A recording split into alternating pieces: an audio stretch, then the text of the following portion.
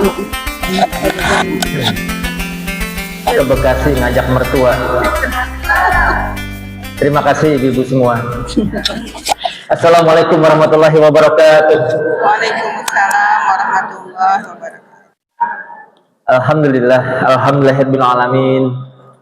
Nasta'inuhu wa nastaghfiruhu wa na'udzubillahi min shururi anfusina wa min sayyiati a'malina. May yahdihillahu fala mudhillalah wa may yudhlil fala hadiyalah. Asyhadu an la ilaha illallah wahdahu la syarikalah wa asyhadu anna Muhammadan abduhu wa rasuluhu la nabiyya ba'da. Allahumma shalli ala sayyidina Muhammad wa ala ali sayyidina Muhammad. Wa qala Allah ta'ala fi kitabil karim, a'udzu billahi minasyaitonir rajim. Allazina yunfikuna fis sarra'i wad dharra wal kaziminal ghaiza wal 'afina 'anil nas wallahu yuhibbul muhsinin. Surah Al-Imran ayat 134 yang maknanya yaitu orang-orang yang selalu berinfak baik di waktu lapang maupun di waktu sempit, dan orang-orang yang mampu mengendalikan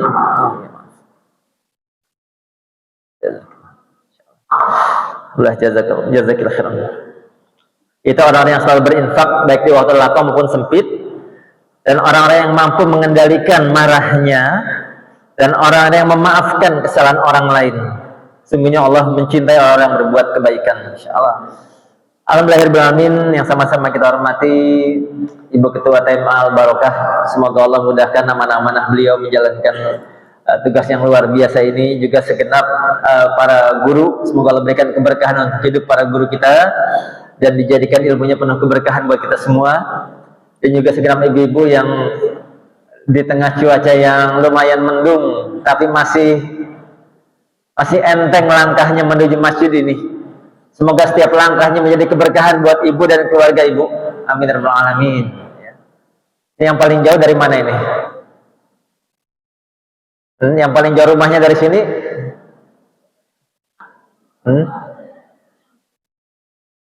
Ya, semoga makin jauh makin banyak keberkahan yang Allah berikan. Amin ya rabbal alamin ya. Insyaallah. Alhamdulillah Allah panjangkan umur kita sampai tiba di hari ini. Dan hari ini sudah masuk bulan Rajab, tanggal berapa Bu? Kalau Januari pada apal semua tanggalnya ya. Giliran bulan Hijriah mesti ngeliat catatan dulu, ngeliat handphone dulu ya. Kita sudah ada di tanggal 24 Rajab. Berarti bulan Rajab tinggal 5 atau 4 hari lagi.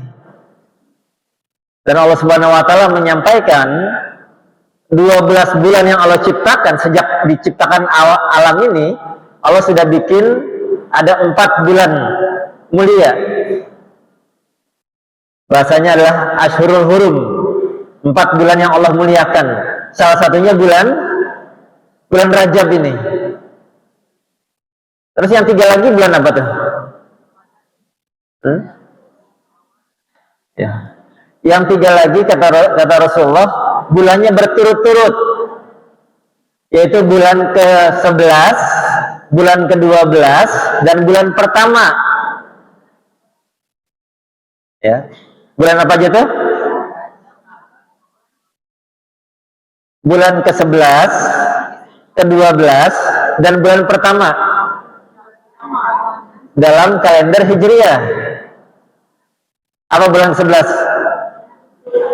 Zulqa'dah, ke-12 Zulhijjah, bulan pertama Muharram. Ya. Jadi kalau ibu-ibu melihat berita para jamaah haji sudah kumpul di tanah suci, artinya sudah bulan yang sudah bulan keberapa itu artinya? Sudah bulan ke-12 Zulhijjah yang memiliki haji. Ya. Jadi kalau orang-orang sudah pada berangkat haji, artinya sudah akhir tahun Hijriah. Bulan depannya masuk bulan Muharram, tahun baru Hijriah. Ya. Nah, 4 bulan ini yang Allah muliakan. Dimuliakannya dengan apa? Semua amal-amal buruk yang dilakukan di bulan tersebut, nauzubillah min zalik ya, dosanya Allah lipat gandakan. Tapi sebaliknya, semua amal baik yang dilakukan pada 4 bulan tadi, pahalanya Allah lipat gandakan. Coba ingat lagi tadi bulan apa, Bu? Zulqa'dah, Zulhijjah, Muharram. Ini yang nempel. Dan satu yang misah bulan Rajab. Kalau bulan Ramadan itu bulan yang Rasulullah muliakan. Kalau yang 4 bulan ini bulan yang Allah muliakan.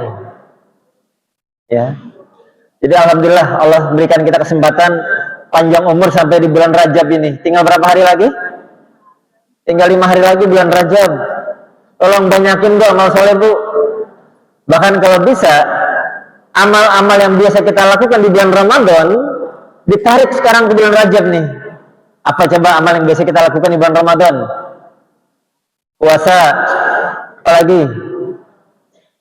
Ya Qiyamul, kemudian tilawah Quran, kemudian sedekah, ya.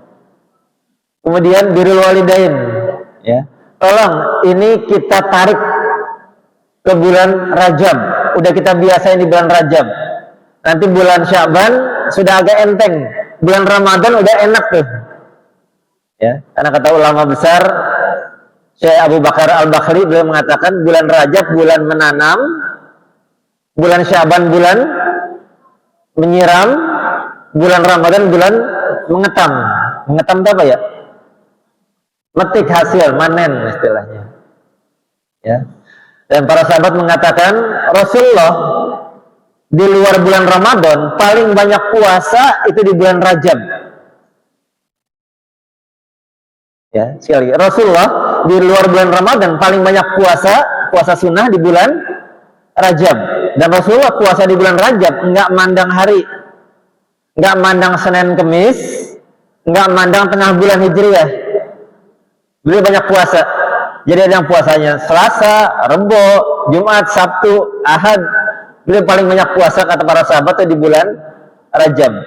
Ya, ini bagian dari persiapan supaya nanti Sya'ban dan Ramadannya makin nyaman. Ya. Insya Allah 5 hari lagi ini kita manfaatin sebaik-baiknya ya.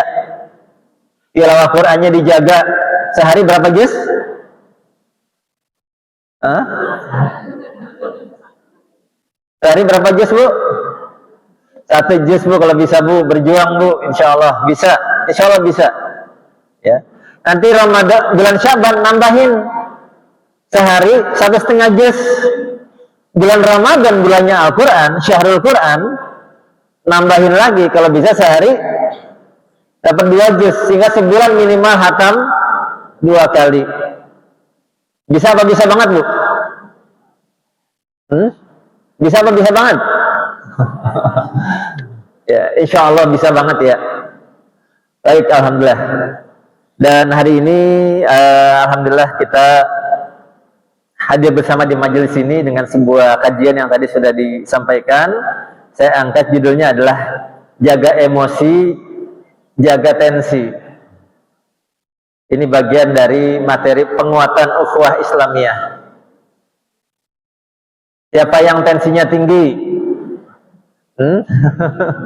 Yang tensinya tinggi, yang suka minum amlodipin siapa? Ya, tolong yang punya hipertensi jaga baik-baik emosinya, Bu. Jaga baik-baik emosinya, ya. Karena itu biasanya yang secara fatal bisa mengakibatkan tensinya langsung lonjak naik, dan nauzubillah tensinya lonjak naik, nauzubillah stroke, Bu, kita, Bu, nauzubillah min zalik ya. Baik. Dan saya minta materi ini langsung praktek ya, Bu ya. Ini materi yang akan saya bahas. Pertama, jaga emosi. Yang kedua, kisah nanti di alam akhirat tentang ukhuwah. Yang ketiga, kita bahas kiat-kiat menguatkan ukhuwah. Oke. Dan saya ingin materinya langsung praktek. Ibu tolong, maaf sebentar. Pilih teman berdua-berdua yang duduknya paling dekat, silahkan. Ya.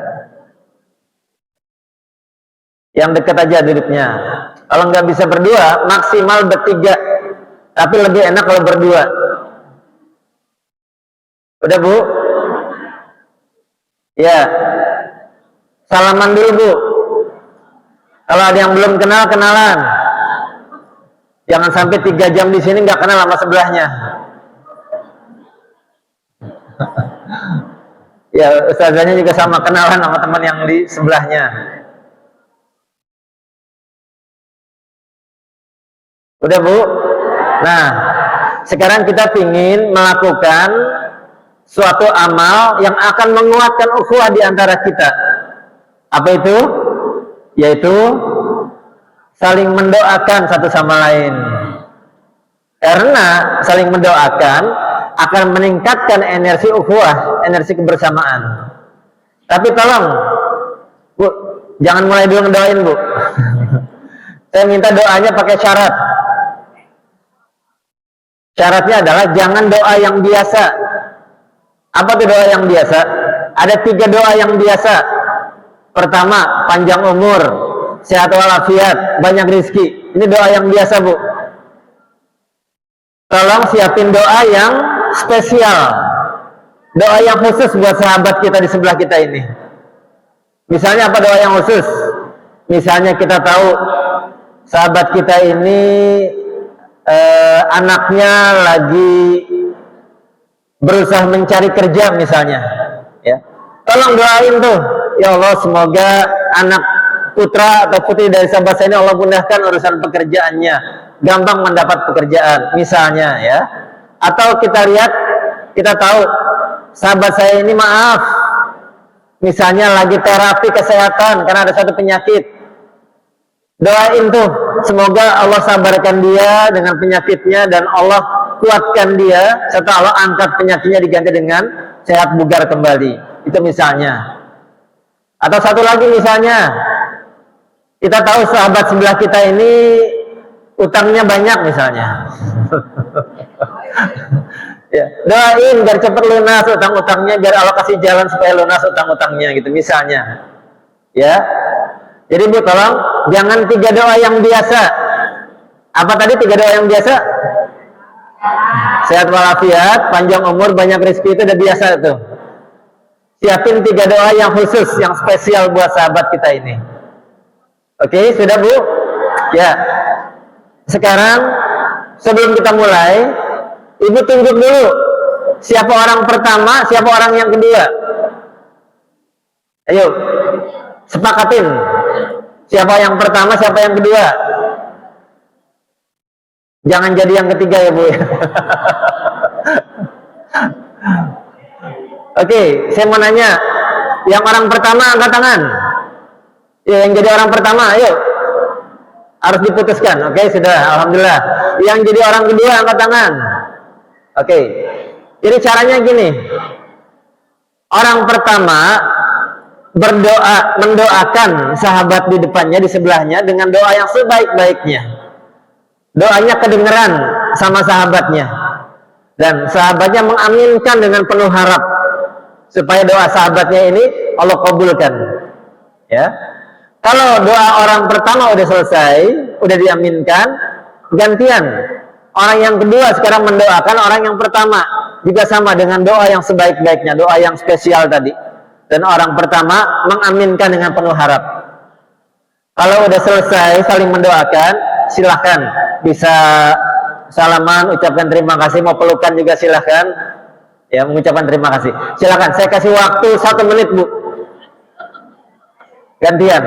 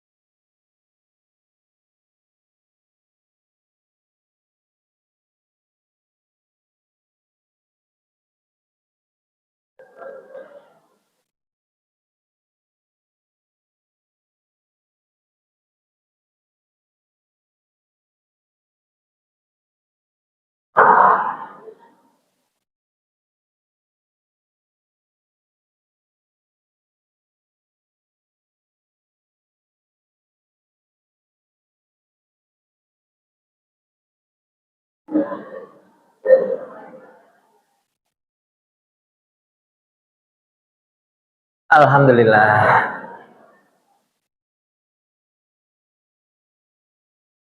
Kayaknya masih ada yang panjang doainnya nih. Yang doanya panjang biasanya banyak masalah kayaknya ya. Masya Allah.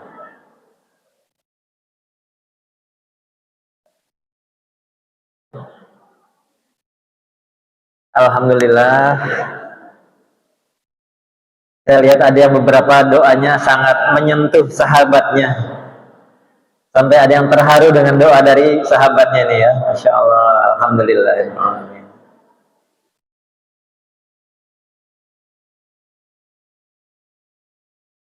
Gimana Bu rasanya didoain oleh temannya Bu? Hah? Seneng, bahagia, terharu, dan semakin optimis. Insya Allah doa dari sahabat kita ini doa yang makbul. Amin ya rabbal alamin.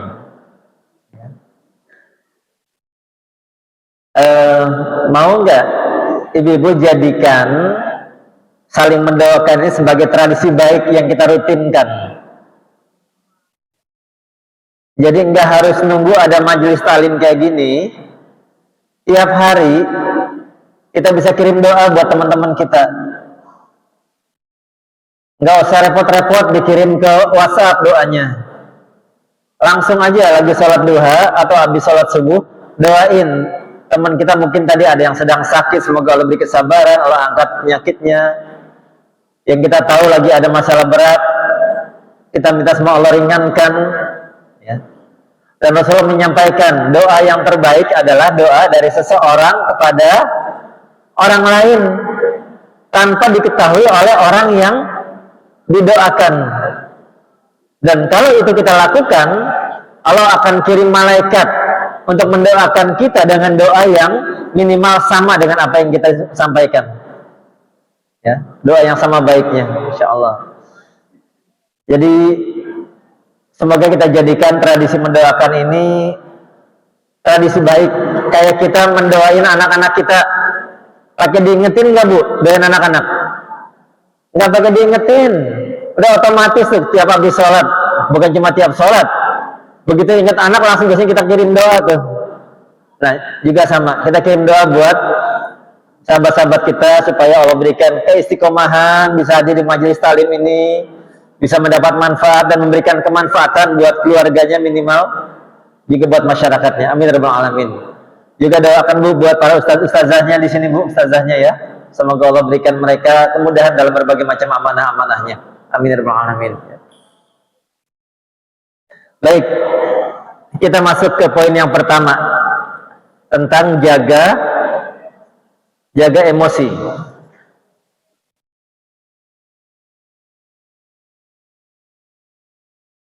Salah satu yang bikin emosi adalah kelakuan teman yang nyebelin. Bener apa betul Bu? Teman yang nggak demen kalau kita jadi lebih baik. Kalau kita dapat nikmat dia nggak demen. Giliran kita susah dia bahagia. Nauzubillah min zalik. Jangan sampai kita punya mental kayak gini. Ya. Ini contoh video singkat bagaimana nggak demen orang lain lebih maju dari dia. Giliran temennya dapat kesempatan maju, dia berusaha untuk ngejatohin. Kayak gini Bu. Ya. Ya. Coba ingat-ingat. Ada nggak tetangga yang kayak gini?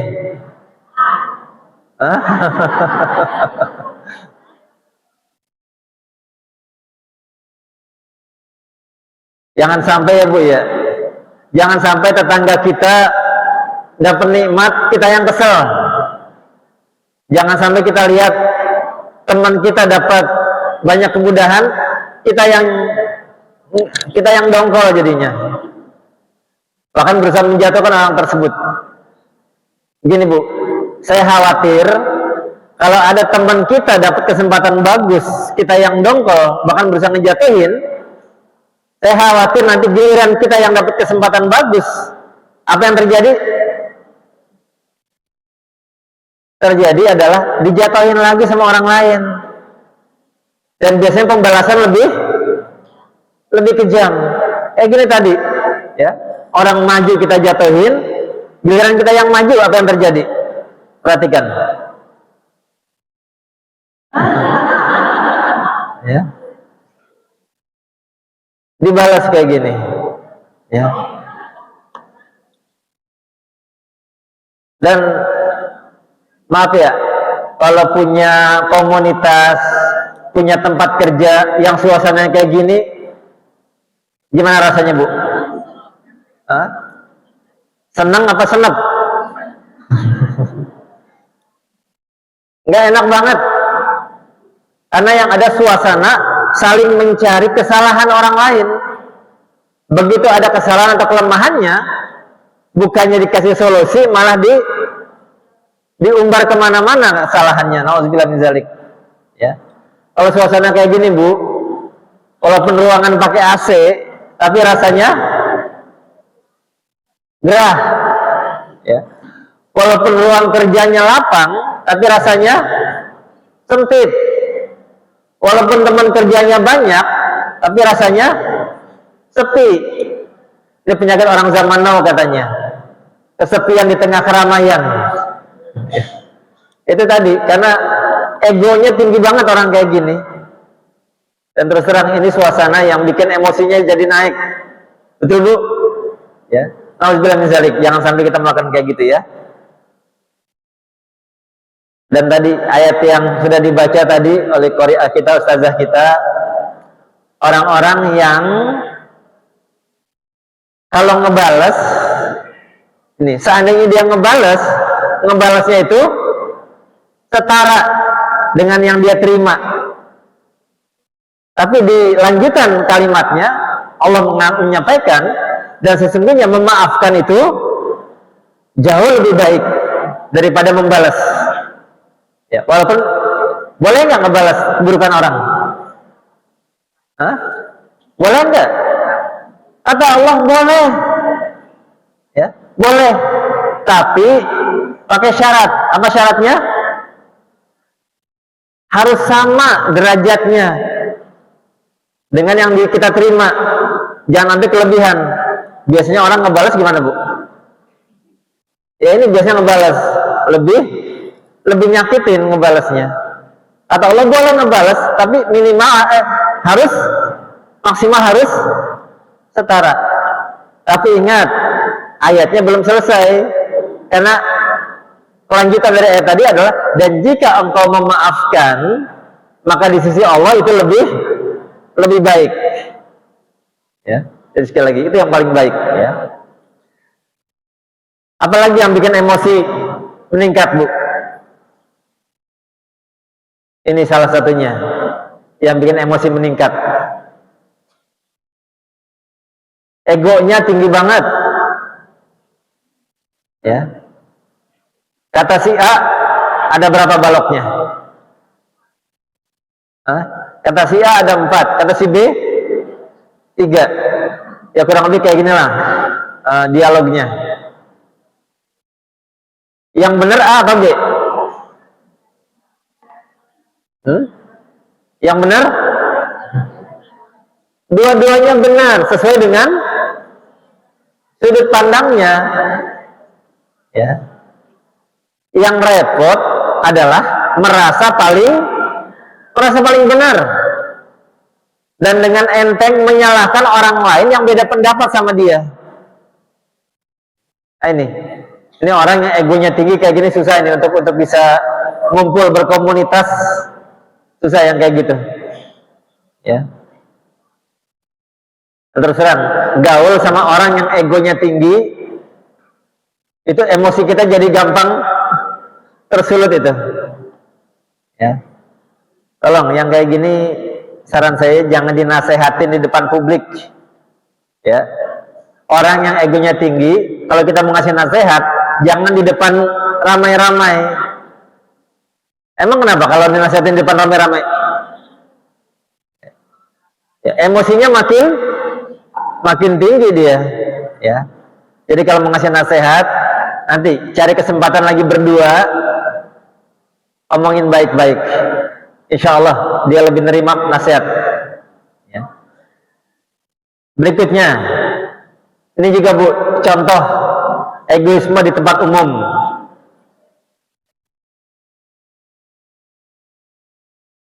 Iya, ini anak muda lagi asik dengan gadgetnya, ya, masuk ke dalam lift.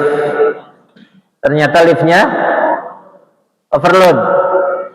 Harus ada satu orang yang keluar.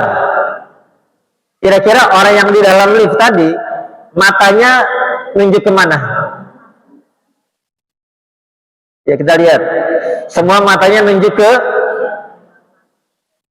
yang baru masuk. Tapi yang baru masuk lagi asik sama headsetnya. Dia punya dunia sendiri. Dan dia mikir, emang harus saya yang keluar? Hah? Kalau ketemu anak muda kayak gini, enaknya diapain Bu? Hah? Enaknya dijorogin kali Bu ya. Tapi sekali lagi, dia nggak merasa, emang harus saya yang keluar apa? Kan nggak ada peraturan gitu. Urusan saya juga penting. Dan apa yang terjadi dengan yang lain? Yang lain juga merasa urusan saya penting. Dan ketika semuanya merasa urusannya penting, apa yang terjadi? Hah? Apa yang terjadi ketika semua merasa urusannya penting? Semua menjaga egonya. Ya akhirnya semua terhambat, semua jadi ketahan semua, liftnya nggak bergerak. Harus ada yang mengalah. Ya. Ya alhamdulillah, akhirnya ada satu orang yang ngalah Bu. Pelan-pelan dia keluar dari lift supaya liftnya bisa jalan. Ya. Ada seorang ibu-ibu yang mengalah akhirnya.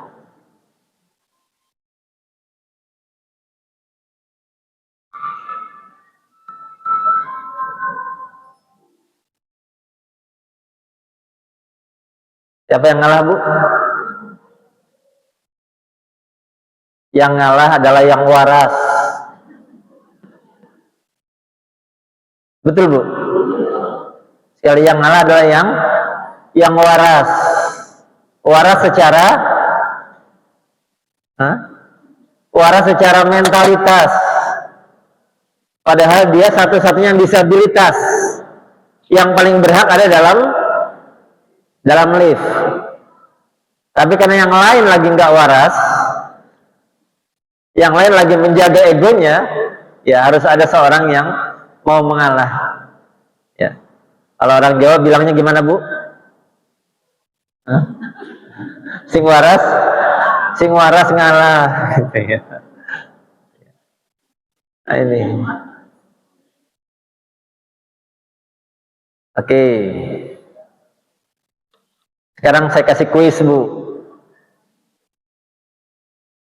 Ini kejadiannya di padang pasir. Ada serombongan musafir lagi jalan di padang pasir. Tiba-tiba mereka melihat ada seseorang tergeletak di padang pasir.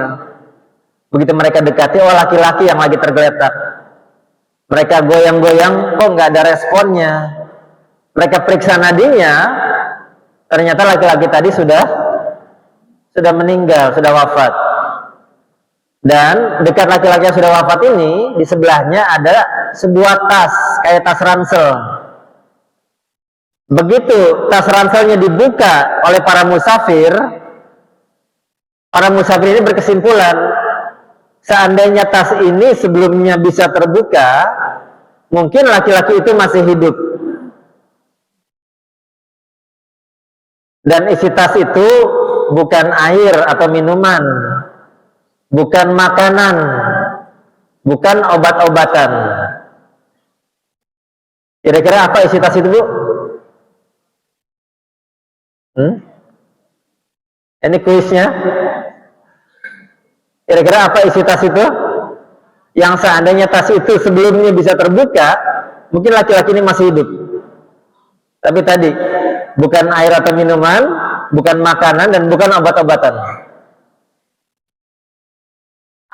Alamat? Bukan, Bu. Alat komunikasi? Handphone di tengah padang pasir?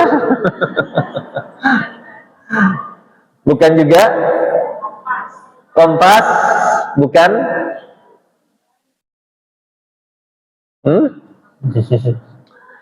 Ya, ternyata isi tas tersebut adalah parasut. Paham sampai di sini, Bu? Jadi laki-laki tadi rupanya penerjun payung yang ketika lompat dari pesawat, tasnya nggak bisa kebuka, akhirnya terjun bebas. Ya. Nah, ternyata hubungannya apa dengan yang lagi kita bahas? Di sini hubungannya apa? Ternyata hati dan pikiran kita itu kayak parasut, Bu. Ya. Apa artinya tuh? Kayak kejadian yang di lift tadi. Hati dan pikiran kita seperti parasut. Artinya adalah hati dan pikiran kita hanya berfungsi pada saat terbuka. Ya. Dan ternyata dari sekian banyak pemakai lift, yang hati dan pikirannya terbuka adalah yang waras tadi itu, yang disabilitas. Padahal dia yang paling berhak ada dalam lift tadi. Ya. Nah ini. Jadi silahkan kita jadikan hati dan pikiran kita terbuka, Bu, sehingga menjaga emosi dan menjaga tensinya lebih gampang. Ya. Oke, sekarang saya lompat untuk penguatan dari jaga emosi ini. Ada sebuah kitab yang sangat populer di pesantren-pesantren di Indonesia. Judul kitabnya adalah Nasaihul Ibad, nasihat-nasihat untuk para hamba. Penulisnya Imam Ibnu Hajar Al-Asqalani. Di Indonesia, kitab ini diterjemahkan oleh seorang ulama besar asal Banten. Siapa namanya? Kitab ini di Indonesia diterjemahkan oleh seorang ulama besar dari Banten. Siapa namanya? Syekh Nawawi Al-Bantani. Ya, beliau menerjemahkan kitab ini ke dalam bahasa Indonesia dan jadi populer di pesantren-pesantren Indonesia. Salah satu isi dalam kitab ini adalah tentang 4 versus 4. Apa itu?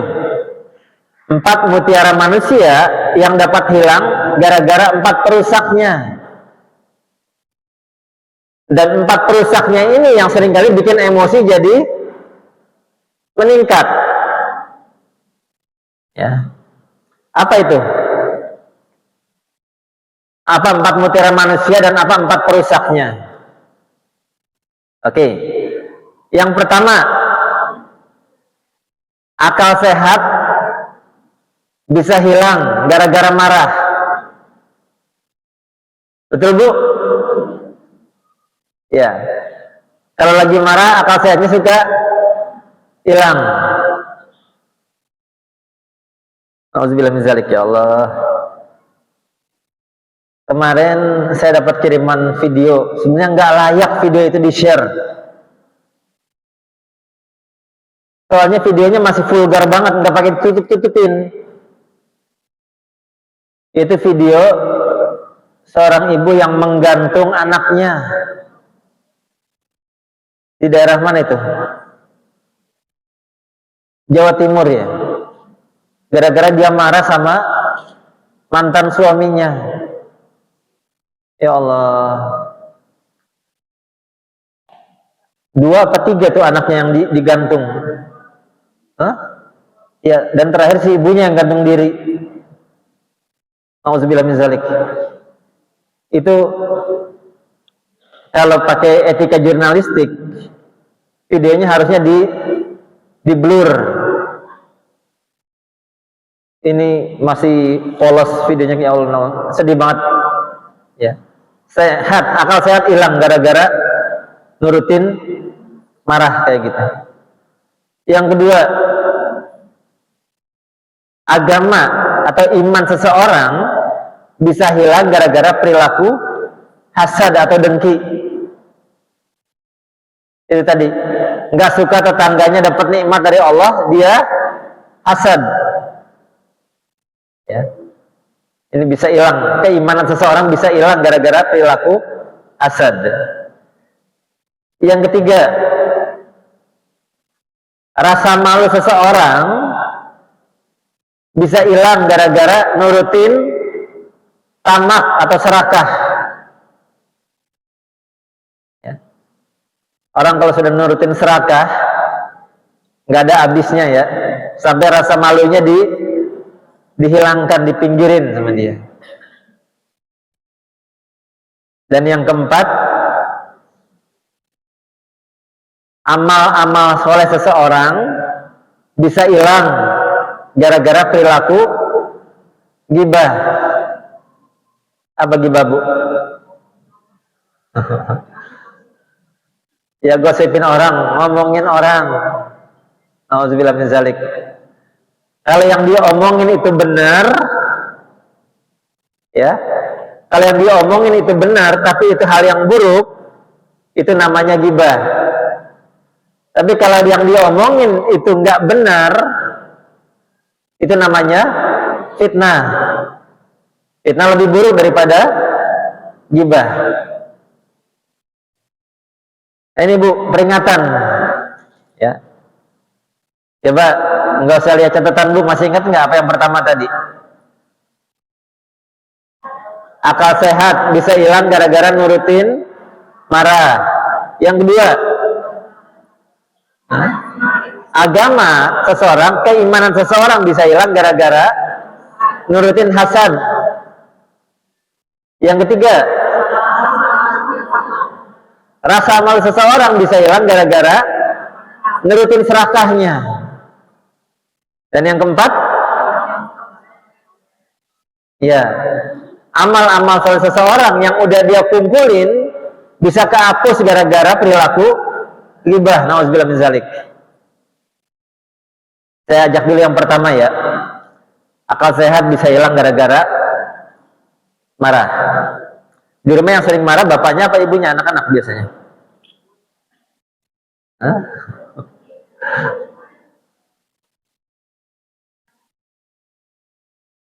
Bapak bisa marah, tapi cara marahnya bapak, ekspresinya beda dengan ibu-ibu. Kalau bapak marah biasanya diam, ya, beda Bu. Ya gitu. Ya. Nah, sekarang saya ambil contoh, gimana cara ngelola marah, cara Rasulullah ngelola marah. Jadi Rasulullah ngumpul di Masjid Nabawi bersama beberapa orang sahabat. Tiba-tiba masuk seorang anak muda. Anak muda ini nggak ada yang kenal, Rasulullah nggak kenal, para sahabat nggak kenal. Dia masuk ke dalam Masjid Nabawi, langsung ke pojokan. Lalu kemudian apa yang dilakukan di pojokan? Buang air kecil di pojokan. Para sahabat yang melihat ada orang buang air kecil dalam masjid, gimana reaksi sahabat?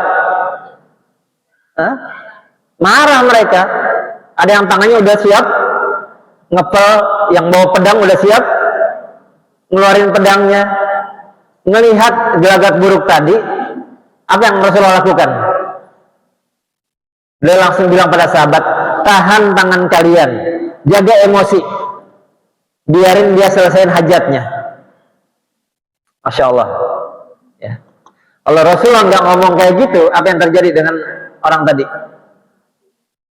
Habis itu bisa orang tadi digebugin. Dan yang pasti najisnya malah jadi kemana-mana. Jadi Rasulullah langsung tahan tangan kalian, jaga emosi, biarin dia selesaikan hajatnya, biar najisnya nggak kemana-mana. Setelah itu baru Rasulullah bilang pada seorang sahabat setelah melihat dia selesai, ambil air seember, bersihin bekas najisnya. Setelah itu Rasulullah samperin orang tadi. Setelah deket, diapain sama Rasulullah? Diomelin. Hah? Rasulullah nggak langsung nasihatin, Bu. Rasulullah pengen tahu dulu, pengen tahu kenapa sampai anak muda tadi kok berani buang air kecil di masjid. Ada dua pertanyaan yang Rasulullah tanyain ke anak muda tadi.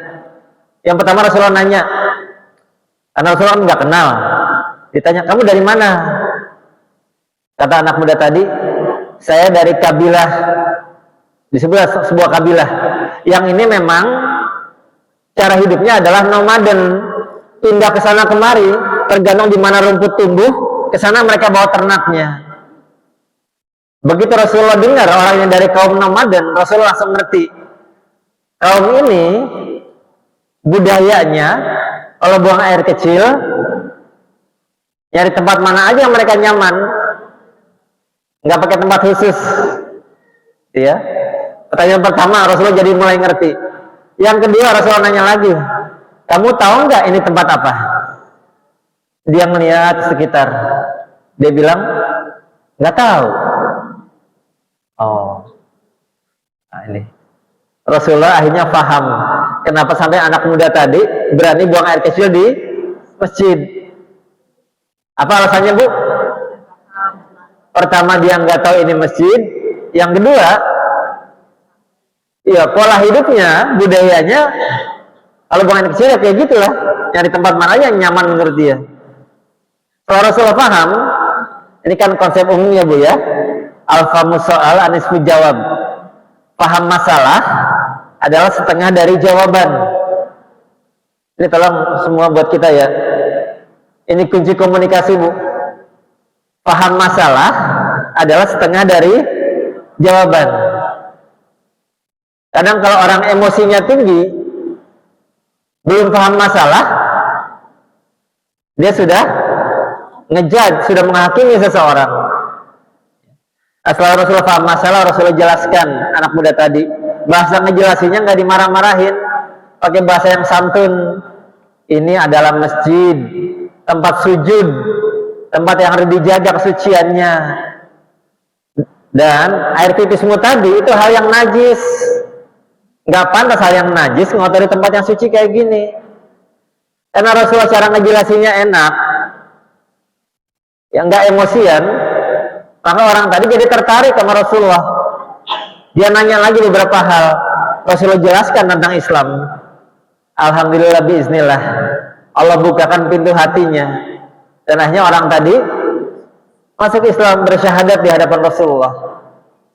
Nah ini, karena bisa mengelola marah, Rasul bisa merubah dari masalah menjadi dari masalah menjadi maslahah, menjadi maslahat kebaikan. Itu ketika bisa menjaga emosi. Dan tadi ayat-ayatnya sudah sama kita bahas tadi, sudah dibaca juga ya. A'udzubillahi minasyaitonirrajim. Surah Al-Imran ayat 134. Allazina yunfikuna fis sarra'i wad-dharra wal kaziminal ghaiza wal 'afina 'anil nas. Wallahu yuhibbul muhsinin. Dan orang-orang yang menafkahkan hartanya baik di waktu lapang maupun sempit, dan orang-orang yang menahan amarahnya dan memaafkan kesalahan orang. Allah menyukai orang yang berbuat kebajikan. Jadi ini adalah ceritanya tentang sahabat Rasulullah yang paling dekat sama Rasulullah. Siapa itu namanya? Yang jadi mertuanya Rasulullah? Abu Bakar As-Siddiq radhiyallahu anhu. Abu Bakar ini biasa ngasih bantuan ke orang-orang, ya. Tapi suatu hari orang yang dikasih bantuan Abu Bakar memfitnah keluarganya Abu Bakar. Ya. Ibu, kalau ibu biasa ngasih bantuan sama tetangga, tiap bulan kita kasih bantuan buat anaknya bisa sekolah dengan bagus. Suatu hari tetangga kita ngefitnah kita, apa yang ibu lakukan? Hah? Pokoknya bulan depan nggak bakal lagi ada bantuan gitu ya. Ya, udah dikasih apa istilahnya tuh?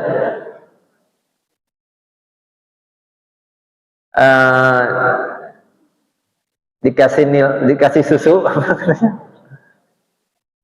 ya ngebalesnya malah jelek gitu ya. Tapi masya Allah ini sahabat Rasulullah Abu Bakar, dia difitnah keluarganya tetap bisa menahan marah dan bisa memaafkan. Itu yang paling bagus ya. Wallahu yuhibbul muhsinin. Dan keutamaan menahan marah, ini Rasulullah pernah didatengin seorang sahabat. Sahabat ini mintanya kayak gini, ya Rasulullah, ajarkan aku satu nasihat yang bermanfaat bagi diriku, tapi jangan banyak-banyak agar aku selalu mengingatnya. Minta nasihat, tapi nasihatnya yang sedikit aja biar gampang diingat. Apa kata Rasulullah? Maka Rasulullah bilang, la taghdab, jangan marah. Singkat banget maksudnya, la taghdab, kamu jangan marah. Orang tadi diem. Apalagi ya Rasulullah? Dia minta lagi. Kata Rasulullah, la taghdab, kamu jangan marah. Oh, nasihatnya sama dengan yang pertama. Iya. Dia nunggu lagi. Apalagi ya Rasulullah nasihatnya? Rasulullah bilang lagi yang ketiga, la taghdab, kamu jangan marah. Dan akhirnya orang tadi ngerti. Orang tadi tahu Rasulullah kenal sama dia, dan Rasulullah tahu orang itu karakternya memang emosian, gampang marah. Maka Rasulullah ulang nasihatnya sampai 3 kali. Kamu jangan marah. Ya, Masya Allah. Kemudian Rasulullah juga menyampaikan begini, Bu. Orang yang kuat itu bukan orang yang jago gulat, tapi orang yang kuat itu orang yang dapat menahan dirinya dikala sedang marah. Ini, Bu, definisi orang kuat kata Rasulullah. Bukan orang yang jago gulat, tapi orang yang bisa mengalahkan egonya sendiri, bisa mengalahkan marahnya sendiri. Berikutnya lagi pesan Rasulullah, barang siapa yang menahan marah padahal dia mampu untuk mengeluarkannya, maka Allah memenuhi rongga hatinya dengan keamanan dan keimanan. Ini kita mampu marahin anak kita, Bu, tapi kalau kita bisa menjaga diri kita, Allah turunkan keamanan dan keimanan di hati ini. Berikutnya tentang menjaga emosi, mengelola marah. Ini ceritanya Rasulullah, cerita seorang sahabat. Aku pernah duduk di samping Nabi saat 2 orang lelaki saling mencaci. Salah seorang dari mereka merah wajahnya dan urat lehernya tegang. Itu kan ekspresi tubuh ya, orang marah ya. Wajahnya merah, urat lehernya tegang. Lalu kemudian Rasulullah bersabda, aku benar-benar mengetahui perkataan yang bila diucapkannya, niscaya akan lenyap emosi yang ia alami. Andai ia mengatakan, a'udzubillahi minasyaitonir rajim, pastilah akan lenyap emosi marah yang ada padanya. Jadi, Bu, tolong kalau emosinya lagi meningkat, cepat-cepat baca ta'awuz. Ya. A'udzubillahi minasyaitonir rajim. Karena yang niup-niupin marah siapa, Bu? Setan yang niup-niupin marah. Karena dia zatnya terbuat dari api. Ya. Maka ta'awuz bukan cuma di mulut, sampai ke dalam hati. Insya Allah marah kita jadi reda. Ya. Nah, ini tadi, Bu, yang saya sampaikan di surah An-Nahl surat 16 ayat 126. Kalau kita mau ngebalas, boleh. Tapi ada syarat. Apa syaratnya? Wa in aqabtum fa'aqibu bimisli ma uqibtum bih. Syaratnya bimisli ma uqibtum bih. Balas dengan balasan yang sama dengan siksaan yang ditimpakan kepadamu. Tapi kelanjutannya adalah wala in sabartum lahuwa khairul lisabirin. Tapi jika kamu bersabar, maka itu yang lebih baik bagi orang-orang yang bersabar. Ya. Jadi lebih baik daripada kita ngebalas. Tapi kalau udah nggak tahan banget pengen ngebalas, apa syaratnya? Ya, ngebalasnya sama. Kira-kira gampang nggak? Ngebalas yang sama tuh gampang nggak? Susah Bu. Yang gampang ngebalas yang lebih kejam, lebih menyakitkan itu yang gampang tuh. Dan kemudian kata Rasulullah, untuk menjaga emosi juga ada kiatnya Bu. Ini tolong diingat-ingat. Rasulullah nyampein kiat bagus banget. Bila salah seorang di antara kalian marah saat berdiri, maka duduk. Emang ngefek? Dari berdiri ke duduk ngefek emang? Ngefek Bu. Tensi kita kalau lagi marah gimana Bu rasanya? Ibu merasa lagi marah gimana degup jantungnya? Makin slow apa makin kencang? Makin kencang itu Bu. Dan ternyata dengan kita duduk, degup jantungnya jadi lebih ringan. Ya. Dan kalau duduk masih juga marah, kata Rasulullah, berbaringlah. Saya jarang banget melihat orang sambil berbaring sambil marah-marah gitu. Hah? Ada pernah Bu? Pernah sih melihat di rumah sakit pasien nggak bisa bangun, dia mencet bel supaya susternya cepat datang. Susternya lagi sibuk, ada pasien yang darurat, datangnya agak telat, ya marah-marah itu sambil berbaring. Mungkin kalau dia bisa berdiri, itu berdiri itu pasien itu, ya. Bayangkan berbaring aja masih marah-marah.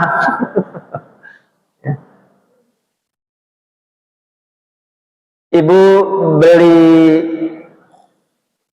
handphone misalnya, ya, iklannya bagus, kita beli handphone, sampai di rumah kita buka, kita cobain, kok kayak gini, nggak sesuai dengan yang diiklanin, manfaat fiturnya nggak sebagus yang diiklanin.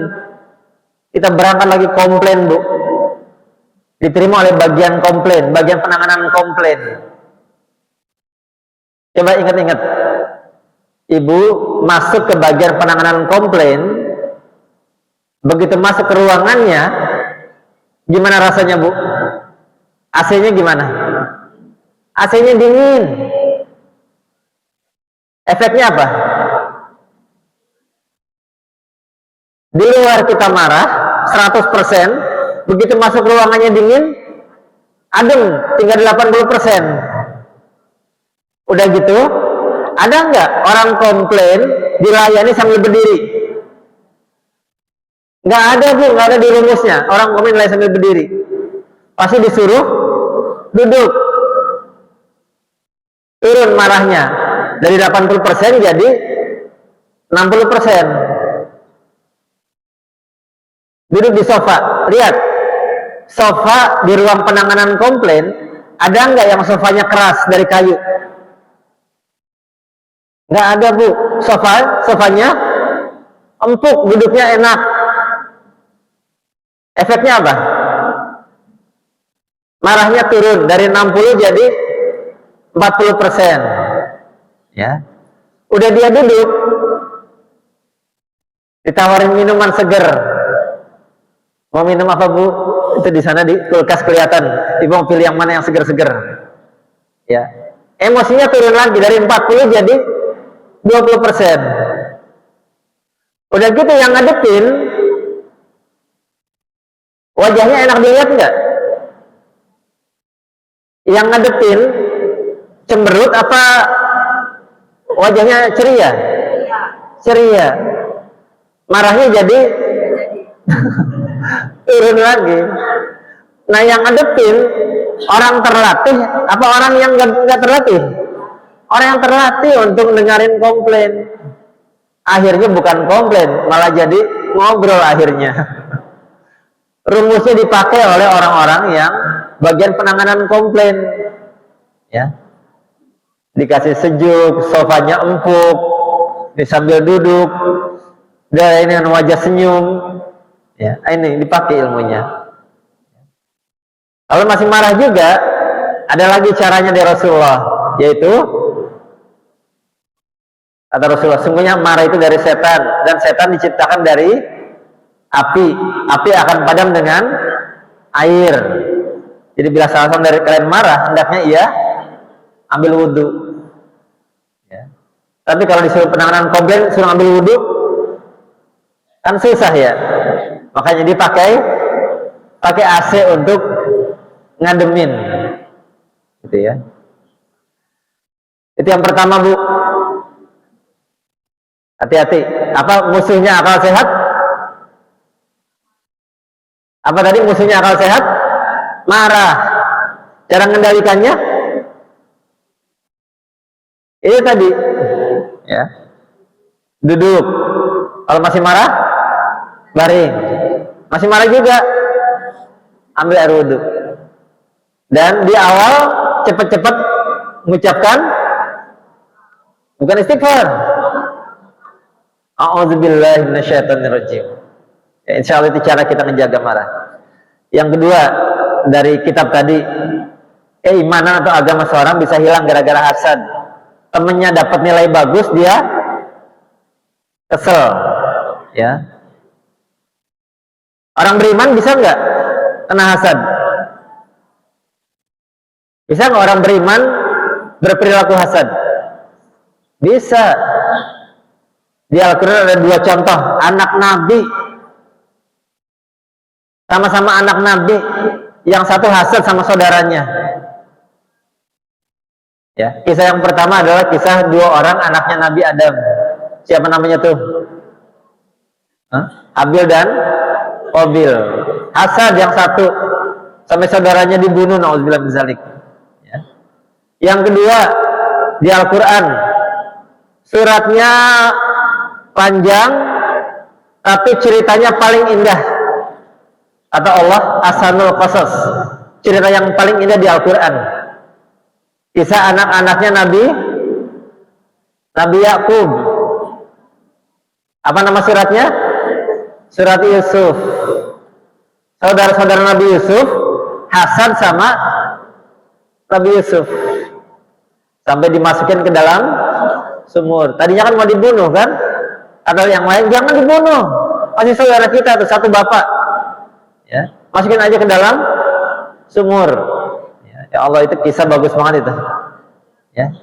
Iman hilang gara-gara nurutin hasad, hati-hati. Yang ketiga, rasa malu hilang gara-gara tamak. Betul Bu, emang kayak gitu? Bu, yang kalau Ibu suka nonton di TV, para koruptor itu orang miskin apa orang kaya? Para koruptor yang kelihatan di TV itu orang miskin apa orang kaya? Bukan orang kaya, Bu, tapi orang kaya. Apa bedanya? Udah saking kayanya, tapi gara-gara tamat, serakah, hilang rasa malunya. Coba, udah pakai baju orange, paham maksudnya? Baju dari mana itu, Bu? Baju dari KPK, di depan kamera tangannya udah diikat, tapi masih sempet-sempetnya dada-dada senyum-senyum gitu. Ya Allah, udah hilang rasa malunya, Bu, gara-gara tamaknya nih. Auzubillah min dzalik, ya. Kapan berhenti tamaknya? Ya, hatta tumul maqabir.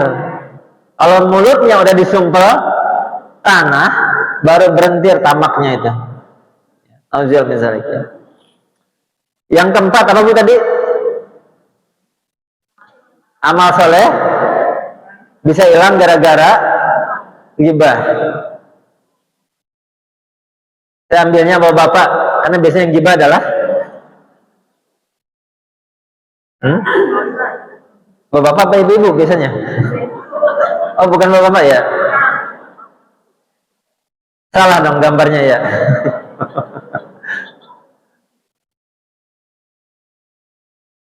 Ah, kalau ini benar ya gambarnya ya. Jadi ancaman pelaku ghibah, kalau ini Rasulullah nyampein peringatan kayak gini. Wahai sekalian orang beriman yang beriman dengan lisannya, tapi belum masuk imannya ke dalam hatinya, jangan kalian mengganggu kaum muslimin, jangan jelek-jelekin mereka, jangan cari-cari aibnya. Barang siapa mencari-cari aib saudaranya sesama muslim, niscaya Allah akan mencari aibnya. Dan barang siapa yang aibnya dicari sama Allah, Allah akan buka aibnya walaupun ia bersembunyi di dalam rumahnya. Kalau nauzubillah min zalik ya Bu ya, nauzubillah min zalik. Jadi jangan suka ngorek-ngorek aib orang lain, apalagi sesama muslim. Karena kalau ngorek-ngorek aib orang lain, Allah akan bukakan aib kita di hadapan orang lain walaupun kita udah umpetin. Nauzubillah min zalik.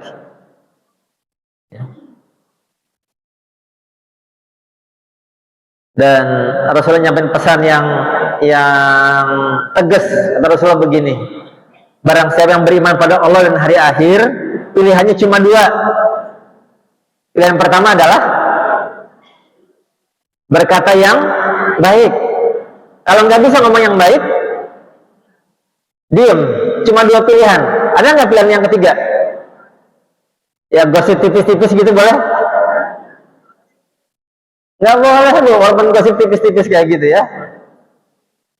Cuma dua, ngomong yang baik, posting yang baik, komen yang baik, nge-share yang baik. Kalau nggak bisa, mendingan diam. Nah di Indonesia, kalimat yang populer, diam adalah emas. Kalau diam adalah emas, berkata yang baik adalah apa tuh? Berlian Bu.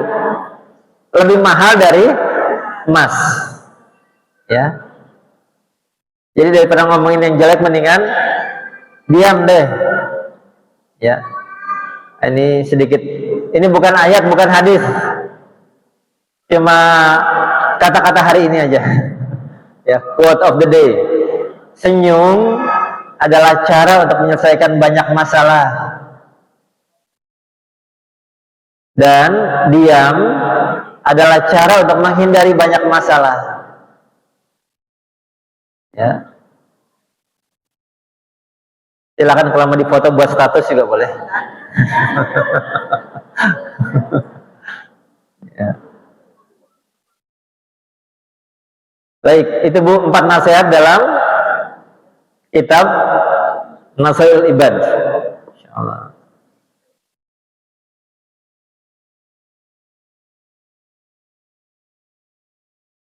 Coba diingat-ingat lagi Bu. Apa tadi yang pertama Bu?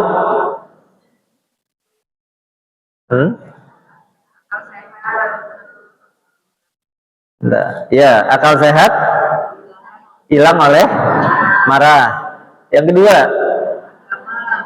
agama atau iman hilang gara-gara hasad. Yang ketiga, rasa malu hilang tamak atau serakah. Yang keempat, amal soleh hilang oleh pelaku ghibah. Nauzubillah zalik ya. Nauzubillah. Oke. Baik. Masih punya stamina Bu? Lanjut. Masih ada 2 jam lagi. Sekarang saya ajak ngebahas kisah di akhirat, di alam akhirat. Jadi ceritanya begini. Pada suatu hari Rasulullah SAW sedang kumpul dengan para sahabatnya. Di tengah perbincangan dengan para sahabat, tiba-tiba Rasulullah tertawa ringan sampai kelihatan gigi depannya. Umar bin Khattab yang ada dekat situ bertanya, apa yang membuatmu tertawa wahai Rasulullah? Ya. Ini lagi ngomong kemana, tiba-tiba Rasulullah ketawa. Pasti ada sesuatu ini. Ya. Lalu Umar nanya, apa yang membuatmu tertawa ya Rasulullah? Lalu Rasulullah jelaskan, aku diberitahu malaikat bahwa pada hari kiamat nanti ada dua orang yang duduk bersimpuh sambil menundukkan kepala mereka di hadapan Allah Subhanahu wa taala. Dua orang sama-sama duduk bersimpuh di hadapan Allah. Lalu salah seorang dari mereka berkata, "Ya Rob, ambilkan kebaikan dari orang ini, pindahin kepadaku." Kenapa emang? Karena dulu dia pernah berbuat zalim kepadaku. Ingat ya Bu ya, orang di akhirat semuanya egois banget. Cuma mikirin diri sendiri. Ada nggak ibu di akhirat mikirin anaknya? Nggak ada Bu. Yang mikirin orang lain cuma Rasulullah. Dia mikirin betul nasib umatnya. Tapi kita sebagai umatnya di akhirat cuma mikirin diri kita sendiri. Ya. Ini kan ceritanya waktu Rasulullah menjelaskan nanti di akhirat semua orang dibangkitkan dari kuburnya dalam keadaan tidak pakai baju selembar pun. Yang mendengar penjelasan Rasulullah, istri beliau, siapa namanya? Istri beliau yang paling banyak meriwayatkan hadis, Bunda Aisyah, nanya ya Rasulullah, malu dong kalau kita nggak pakai baju. Kata Rasulullah, urusan hari itu, ya, urusan hari itu lebih penting daripada mikirin yang kayak gitu. Karena urusan hari itu semua orang mikirin nasibnya, selamat nggak masuk surga atau masuk neraka. Nauzubillah min dzalik. Nah ini, jadi di sini kegambar Bu, orang mikirin egonya aja. Dulunya orang di dunia pernah ngezalimin saya dan saya belum ngebalas. Sekarang saya pingin kebaikan dia pindahin ke saya. Bisa emang begitu? Bisa Bu. Ya, Ibu, maaf ya, bukan maksudnya pengen nabung yang kayak gini. Biarin deh, saya dizalimin, saya nggak balas. Ntar di akhirat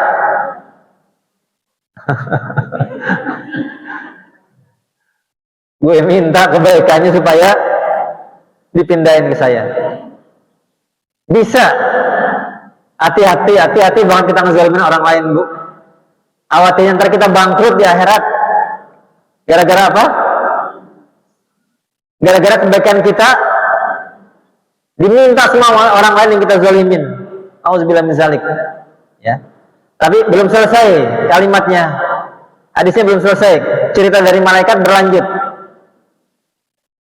Kata Allah bilang begini, gimana mungkin aku mengambil kebaikan saudaramu ini? Nggak ada kebaikan sedikit pun yang tersisa.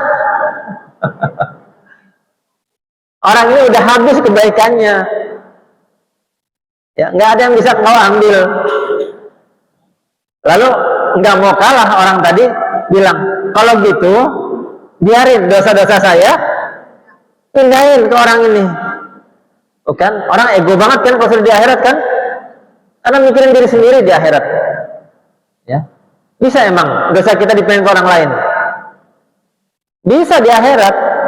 Kalau kebaikannya nggak bisa kita ambil, dosanya kita pindahin. Ya. Lalu apa kata Allah? Melihat dua orang yang lagi mengadu ini, Allah sampaikan, Rasul berkata, hari itu adalah hari yang begitu mencekam, di mana setiap manusia ingin agar ada orang lain yang memikul dosa-dosanya. Ya.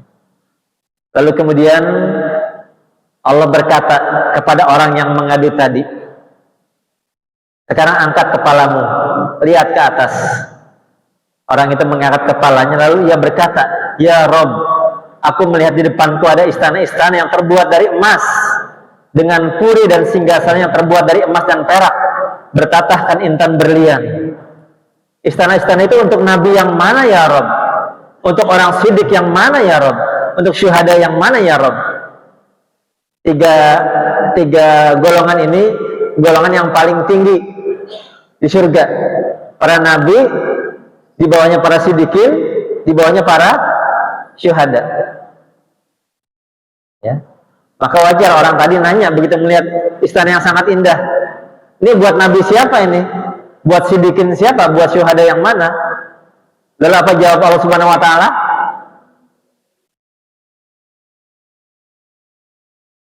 Nungguin ya, Bu. Kata Allah begini, Bu. Istana itu diberikan kepada orang yang mampu membayar harganya. Lalu orang itu bertanya, siapa yang mau membayar harganya kayak gitu ya Rob? Lalu Allah berfirman, engkau pun mampu membayar harganya. Orang itu terheran-heran sambil berkata, dengan cara apa aku membayarnya ya Rob? Ingin mau dia dapat istana hebat begitu. Dan kata Allah, dia mampu membayarnya. Pakai apa ngebayarnya?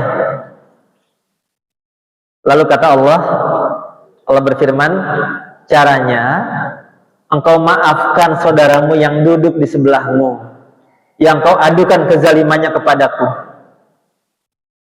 Masya Allah. Ya. Jadi masih bisa ngasih maaf di akhirat? Masih bisa, Bu. Ya. Masih bisa ngasih maaf di akhirat, ya. Nah ini caranya, engkau maafkan saudaramu yang duduk di sebelahmu, yang kau adukan kezalimannya kepadaku. Lalu gimana nasibnya orang yang diadukan tadi? Ini hadisnya belum selesai, masih ada kelanjutannya. Orang itu berkata, ya Rob, kini aku memaafkannya. Lalu Allah berfirman, kalau gitu gandeng tangan saudaramu itu dan ajak ia masuk surga bersamamu.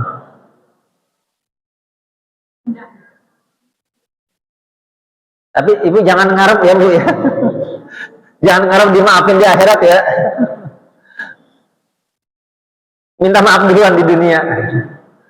Ya, itu lebih aman. Ya. Dan kelanjutannya dari hadis ini adalah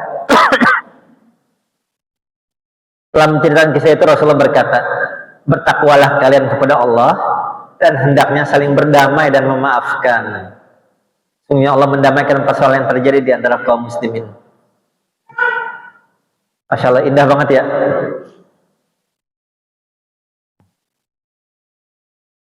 Baik, kita lanjut bagian terakhir. Kiat-kiat menguatkan ukhuwah.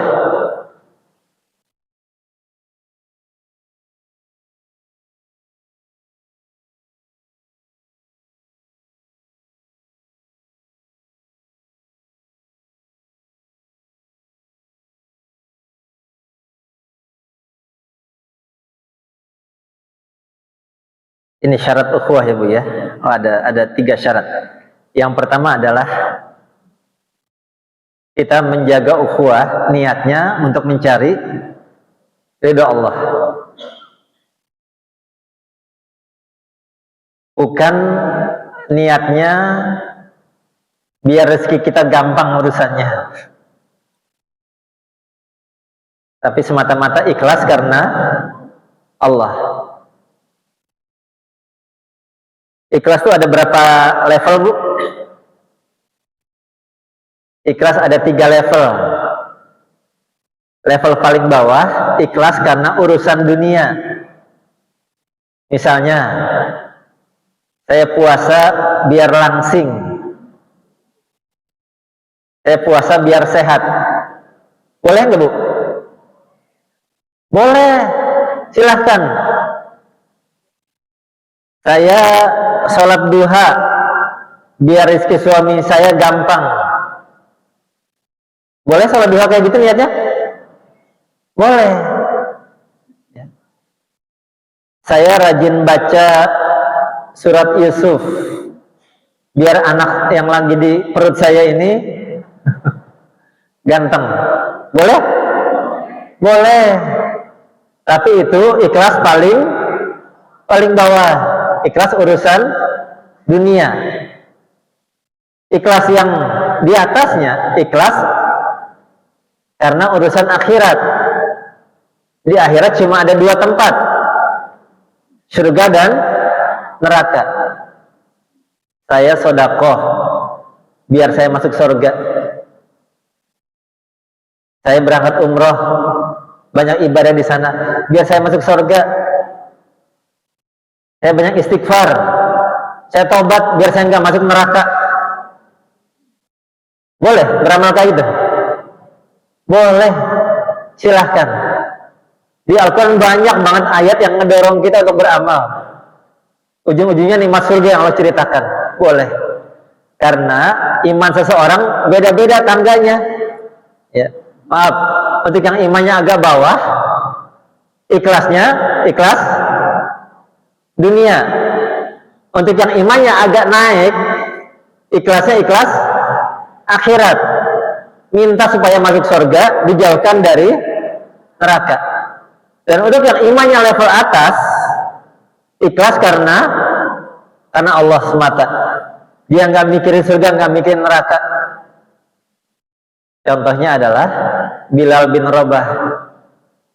Waktu disiksa oleh tuannya sampai capek nyiksanya, apa yang keluar di mulutnya? Ahad, ahad, ahad. Itu betul-betul ikhlasnya karena Allah. Atau ada seorang sufi perempuan yang sangat populer namanya. Siapa namanya itu? Sufi perempuan yang sangat populer namanya Robi'ah Al-Adawiyah. Dia pernah ngomong begini, ya Allah, kalau saya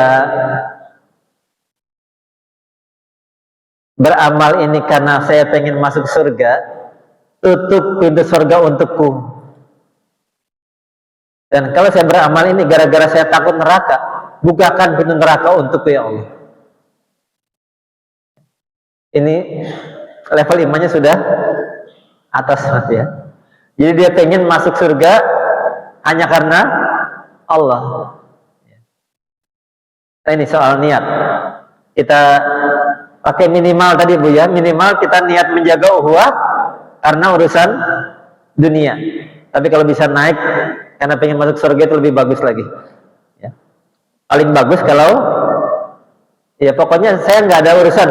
Saya jaga ukhuwah, dia mau ngasih untung ke saya apa enggak, bukan urusan saya. Yang penting saya nurutin perintah Allah, itu yang paling bagus. Yang berikutnya, tolong menolong dalam suka duka, senang atau tidak, mudah ataupun susah. Ini kata Rasulullah, Muslim adalah saudara Muslim. Ia tidak menzaliminya dan tidak menghinanya. Dan tidak boleh seorang Muslim bermusuh dengan saudaranya lebih dari berapa hari maksimal? 3 hari. Di mana yang satu berpaling dari yang lain dan yang lain juga berpaling darinya. Maka yang terbaik dari mereka adalah yang memulai mengucapkan salam. Jadi berapa Bu masa berlakunya marah? 3 hari.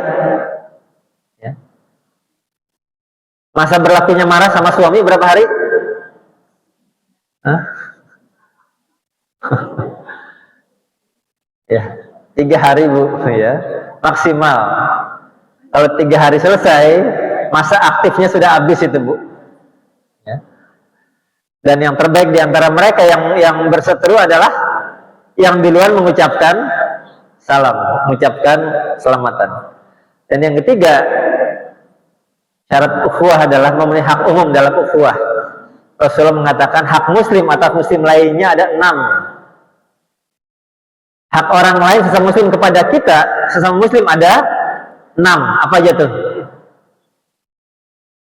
Yang pertama, jika berjumpa, ia memberi salam. Ini hak Bu. Yang paling bagus yang mana duluan? Yang mengucapin salam atau yang jawab salam? Paling bagus yang mengucapin salam duluan. Yang kedua, jika bersin, ia mendoakannya. Apa Bu yang ucapan orang yang bersin? Alhamdulillah. Yang dengar?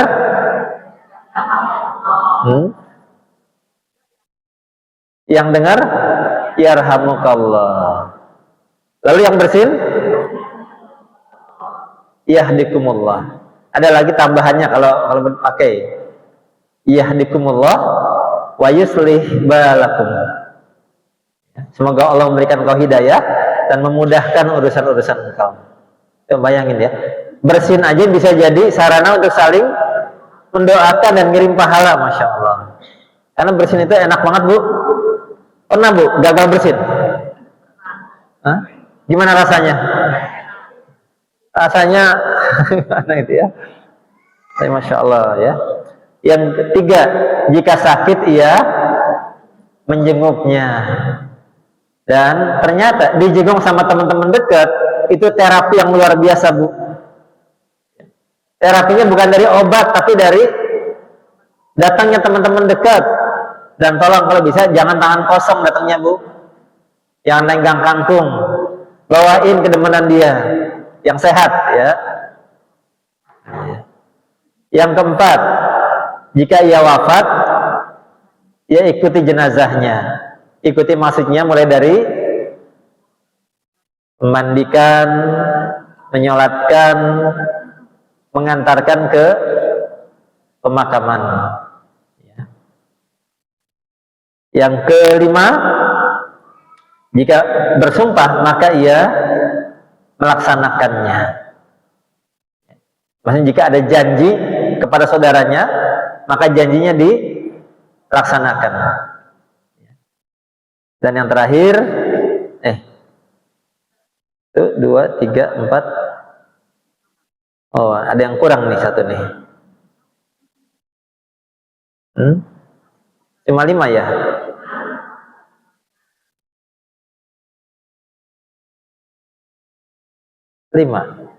Ya, nanti saya periksa lagi hadisnya. Ya. 5 ya, 6. Ingat saya 6, tapi nanti satu lagi ada. Ya. Kalau nggak salah Pak, jika berhutang maka kemudian dilunasi kalau nggak salah. Tapi nanti saya periksa lagi hadisnya ya. Dan kemudian terakhir ini hal-hal yang akan menguatkan ukhuwah di antara kita. Ini bisa kita praktekkan, Bu. Yang pertama, memberitahukan kecintaan kita kepada orang yang kita cintai. Bukan cuma dalam hati, tapi diucapkan. Tapi jangan di grup. Ya, japri kalau bisa ngomong langsung.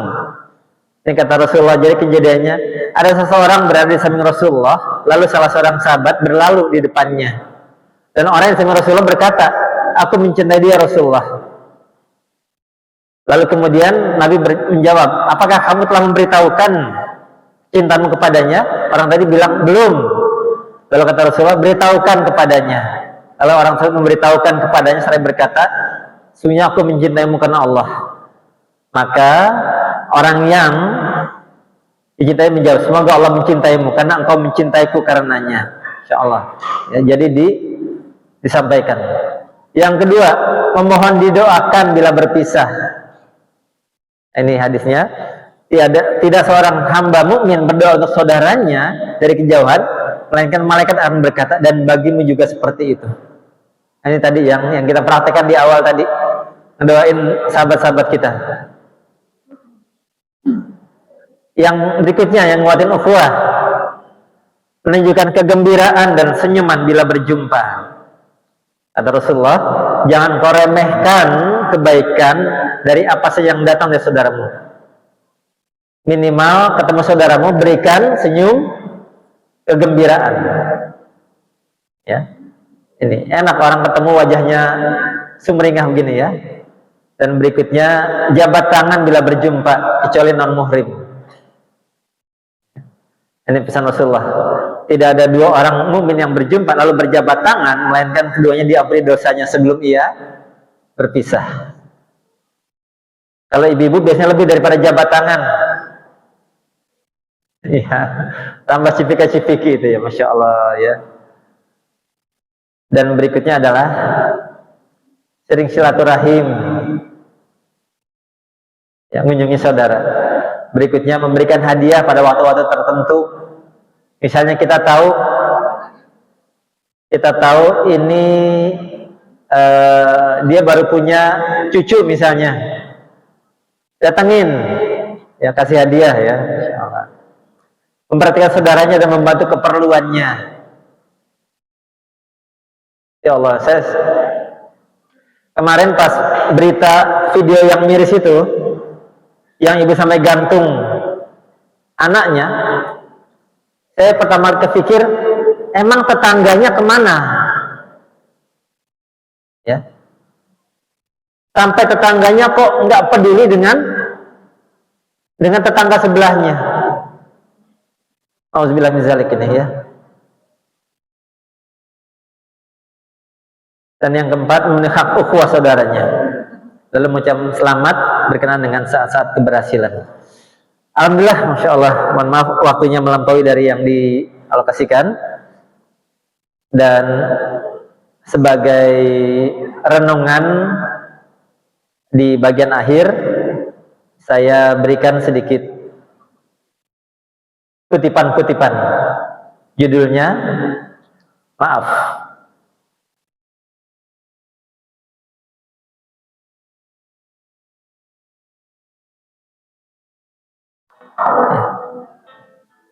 Maaf kalau kita ribut dengan guru, walaupun kita menang, keberkahan menuntut ilmu akan hilang. Ya, ingat, kita orang timur, nggak ada namanya mantan guru, semuanya tetap guru-guru kita. Jaga adab baik-baik. Bukan cuma ke guru kita, gurunya anak-anak kita juga sama, ada, jaga adab kita baik-baik padanya. Berkah insya Allah ilmu buat anak kita. Ya. Maaf, kalau kita ribut dengan keluarga, walaupun kita menang, hubungan kekeluargaan akan renggang. Nggak enak sama saudara sendiri konflik, saudara kandung apalagi. Ya. Jaga baik-baik ukhuwah dengan mereka ya.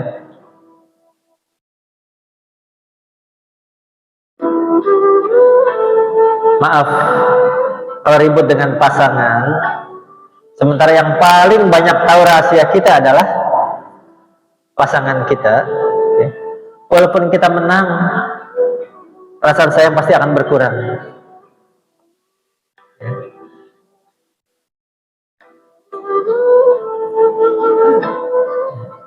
Maaf kalau kita ribut dengan kawan, walaupun kita menang, yang pasti kita kekurangan kawan. Dapetinnya aja susah, jangan sampai kehilangan.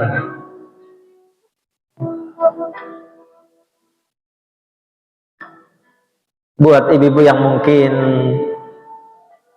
bekerja, ini mungkin penting ya. Maaf kalau ribut dengan pelanggan kita. Ibu-ibu yang punya usaha mungkin juga punya pelanggan kan. Kalau kita sampai ribut dengan pelanggan, walaupun kita menang, pelanggan tetap akan komplain. Masih untung kalau komplainnya langsung ke kita. Yang repot komplainnya ke medsos. Ribet tuh urusan kita tuh. Ya. Maaf kalau kita ribut dengan rekan sekerja, walaupun kita menang, tiada lagi semangat bekerja dalam tim ya. Ya. Nah, ini masih ada terakhir. Maaf kalau kita ribut dengan bos, mungkin yang kerja dengan orang lain, misalnya kita ya, walaupun kita menang, ya tidak lagi masa depan di tempat itu. Dan terakhir, maaf kalau kita ribut dengan siapapun, walaupun kita menang, kita tetap kalah. Yang menang cuma ego diri sendiri. Dan tugas besar kita adalah mengalahkan ego diri sendiri. Jadi lain kali kalau ada orang yang menegur kita, yang menegur kesalahan kita, jangan langsung meledak, tapi justru bersyukur. Kenapa bersyukur? Bersyukur masih ada orang yang mau menegur kesalahan kita. Alhamdulillah. Baik, demikian insyaallah untuk majelis kita pagi hari ini. Semoga yang kita bahas bisa kita amalkan, ya. Dan dengannya insyaallah emosi kita terjaga baik, tensi kita sehat, dan ukhuwah makin kuat. Amin ya rabbal alamin. Ibu mohon izin semuanya bawa handphone semuanya. Saya mohon berkenan waktunya sedikit untuk bisa memberikan evaluasi buat saya untuk sesi ini. Silakan bisa di-scan, atau kalau nggak di-scan nanti saya titip linknya ke Bu Vivi ya. Iya, biar bisa saya ingin dapat evaluasi untuk bagian kita hari ini ya. Baik, demikian insyaallah kesempatan kita, dan sebagai penutup ini pesan Rasulullah saya ulang lagi pesan Rasulullah ya. Pilihannya cuma dua, berkata baik atau diam, cuma dua pilihan itu aja. Demikian saya kembalikan ke moderator. Assalamualaikum warahmatullahi wabarakatuh.